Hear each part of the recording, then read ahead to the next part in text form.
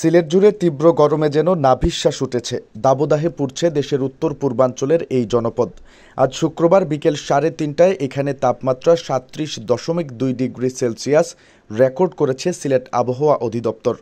এদিকে সকাল থেকে সূর্যের প্রখর খরতাপে পুড়ছে মহানগরী।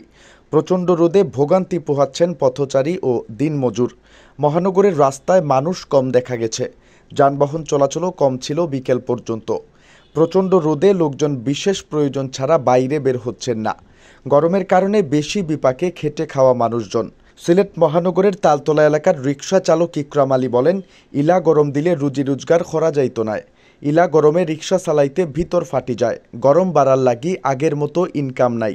মেঘ দিলে বালা লাগতো, না হয় বাঁচার উপায় নাই আমার মতো গরিবদের। মহানগরের শিবগঞ্জ এলাকার বাসিন্দা কাউসার আহমদ জানান, আজকের গরম খুব বেশি। জুমার নামাজ পড়তে হয়েছে খুব কষ্ট করে।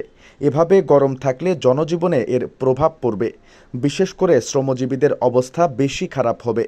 সিলেট আবহাওয়া অধিদপ্তরের সহকারী আবহাওয়াবিদ রুদ্র তালুকদার জানান, টানা কয়েকদিন ধরে সিলেটে মৃদু তাপপ্রবাহ চলছে। আজ শুক্রবার দুপুর 3টায় সিলেটের সর্বোচ্চ তাপমাত্রা রেকর্ড করা হয় 37.2 ডিগ্রি সেলসিয়াস। আর আগের দিন বৃহস্পতিবার দুপুর 3টায় সিলেটের সর্বোচ্চ তাপমাত্রা রেকর্ড করা হয় 38.3 ডিগ্রি সেলসিয়াস, যা সিলেটে এই বছরের সর্বোচ্চ তাপমাত্রার রেকর্ড। এদিকে শুক্রবার সকালে পরবর্তী 72 ঘন্টার জন্য দেওয়া আবহাওয়ার পূর্বাভাসে সুখবর দিয়েছে আবহাওয়া অফিস। পূর্বাভাসে বলা হয়েছে, সকাল 9টা থেকে সিলেট বিভাগের 2-1 জায়গায় অস্থায়ীভাবে দমকা হাওয়া সহ হালকা থেকে মাঝারি ধরনের বৃষ্টি অথবা বজ্রসহ বৃষ্টি হতে পারে। সেই সঙ্গে দেশের কোথাও কোথাও মাঝারি ধরনের ভারী বর্ষণ হতে পারে।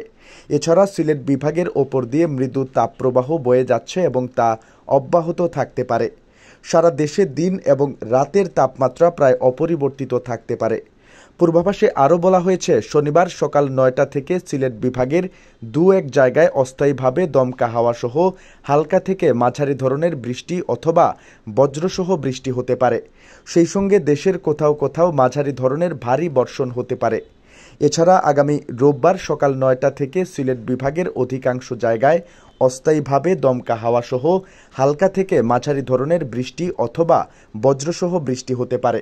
সেই সাথে দেশের কোথাও কোথাও মাঝারি ধরনের ভারী থেকে অতি ভারী বর্ষণ হতে পারে।